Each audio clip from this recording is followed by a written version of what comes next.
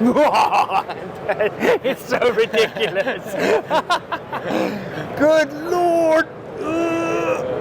Holy mother. Guys, we're here at the Falkor Defense booth looking at their new 50. We've got Jacob over here. Jacob, welcome to the show. This thing is nuts.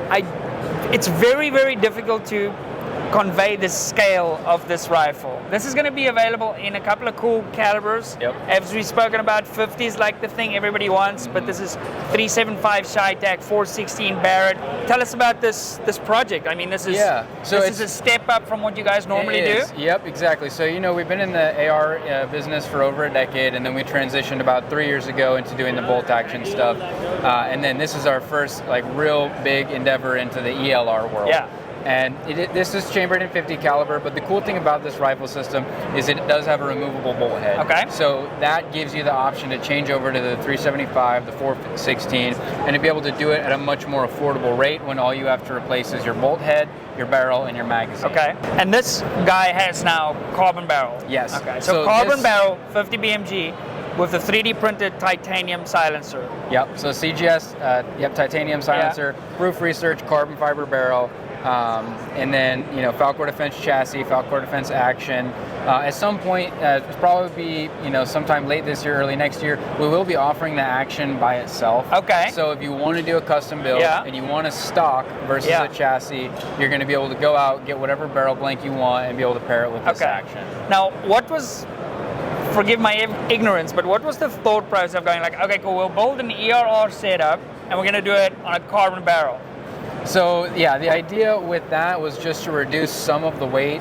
You are going to get quite a bit of recoil out of these large caliber rifles, but at a certain point, you know, you've deadened as much of the recoil as you can, and so part of it's just to be a little bit flashy. I mean, as well. The carbon fiber is cool because we can. Yeah, exactly. The titanium is cool, and especially like this is a big boy barrel. Yeah. And with the proof sort of that forged carbon look that they go for, it looks nuts. And as we talked about earlier, there's about a 5-pound difference just between the steel barrel and the carbon fiber barrel. It's like a whole gun difference. It's like a whole rifle, Now, realistically, you're not taking this hunting, but you know, for us in South Africa, we do a lot of hunting off the back of Land Cruisers. A lot of guys like that style of hunting. There's a lot of people that perhaps have disabilities and stuff like that can't actually go into the field. So I guess that's a little bit more useful. Right. What's the recoil like shooting this? The recoil isn't nearly as bad as you'd think because it has the longer barrel, it has the suppressor that is going to reduce some of the recoil. Okay. And then we actually are making our own brakes as well. It's a 5-quart muzzle brake. And so it's really not as bad as you would think because of the weight of the rifle. Obviously, the ones with the steel barrels are going to be a little bit less expensive. Much better, and a little bit heavier, a little bit less recoil. But not nearly as bad as some of the shorter, lighter weight. For sure, rifles. I mean, the amount of weight you get in a steel barrel like the one we see behind us there is significant. Exactly. Then we also spoke about you guys are doing your own mags for this. Yep, we'll be making our own mags, and the magazines will have metal feed lips, so they're not going to deteriorate over time. The body will be a polymer body, and then the bottom plate will be manufactured out of aluminum as well.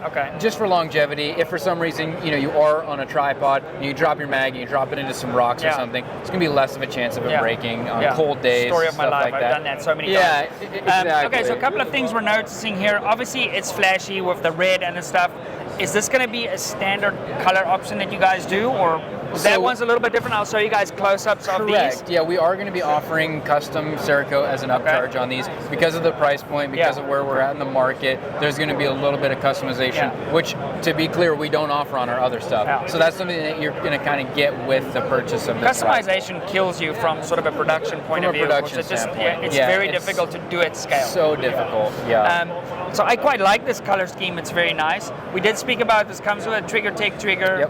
We've got your adjustable length of pull, eye relief, cheek piece, everything, and a full rail. Earlier, you guys had a little bit of a night vision setup here. That could be quite the system, shooting whatever critters at night with night vision on a 50 BMG with a carbon barrel. Exactly. Just and because that's the we can. The whole point of the rail. It'll come with the full rail on there. We will have some different rail options as far as the MOA goes, 40, 60. Okay, what is this? This is a 60 right here. Okay, cool. So it'll just depend on what the customer That's good to go wants. out to like a significant distance. Yeah. Now, realistically, for me, if I were to get something like this, I'd probably go like the 375 route, just because it's a little bit more of an accurate cartridge. You know, 50 BMG is really cool for the flash and the stuff, but it's not inherently as accurate as some of the newer longer range stuff that's come out. But I wish there was a way to show you guys the actual scale of this. It's ridiculous. Like, I can't even get my hand like around the whole suppressor. It's crazy. And the thing is too, we're doing an adjustable mag release on this because of doing the different caliber options. So you're going to be able to change your seating depth and raise and lower it. Oh, nice. Just like it was on the Rock. You know? Okay, very cool. So and then you guys, so we've spoken about, you know, you've transitioned a little bit from the AR world. You guys are famous for making Petra, which is a 300 Win Mag AR, which has always been sort of the dream gun for me, just because of the cool factor that comes along with that. And now seeing your intro into the bolt gun stuff, you've got some lovely actions over there, and it's very cool seeing what you guys are doing. And hopefully we'll have one of these on the channel somewhere in the near future, and do some cool things at extended ranges. Right. Some baboons have to be wary. I've also noticed you've got a little bubble level built in there. Levels built in. That's really going to be a big part for the long distance. You know what I mean? If your rifles can't, that's going to affect your big time. accuracy. And then obviously normal AR grips, you can kind of run whatever you want. So you could run whatever you want. If you wanted something a little bit more vertical, you could put that on there. If you want something fatter than this, you could put that on there. It does have the adjustable thumb rest as well on this side, and then that's ambidextrous. So. And then price point wise? Elephant in the room? Yeah, probably between 9 and 10 retails going to be the price point. Okay, so expensive piece of kit, but long range is, thank you very much. Nothing's really cheap in the long range stuff, and you blink and you're in an expensive rifle, even if it's 6.5 Creedmoor or whatever. Exactly. Once you go custom, it kind of is what it is, and if you're watching this video, you know that. So, and that's the whole point of being able to switch out the barrel, is to be able to kind of take away some of that cost. If somebody's going to come back to us and they want an additional caliber, all you have to buy is the barrel, the bolt head, and the magazine. And so that way you're not investing another 10 grand into a completely different rifle system. You know what I mean? It's going to be much more friendly on the And then you can switch that at home, action range, and exactly. So it's really, really simple to do those kind of conversions, and awesome. Jacob, thank you very much for taking us through this. I'm going to show you guys some close-ups of both of these stunning rifles. Again, actually, I want to actually pick this up. Take it off. Woo! Okay. Oh, it's not that heavy. What is the weight on this guy? That one is a 20 and change. The other one's 30. So this is like some guy's precision rifle setup weighs what this weighs. It's so ridiculous. Good Lord.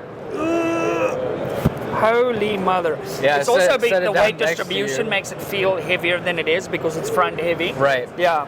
Whereas often the PRS guns, even if they're like 25 pounds, they're very well balanced. Yeah. Whereas this is gonna, obviously with the gigantic and then pipe. when you set it on the ground, you know what I mean? Like, I'm 6 foot. And it's like, that gives some perspective. That's a tall rifle. That's nuts. Very, very cool. Awesome, dude. Thanks again for taking us through it. It's very, very, very cool. Lekker. Guys, thank you very much for watching. More SHOT Show videos coming soon. Make sure you're subscribed, notification bell turned on.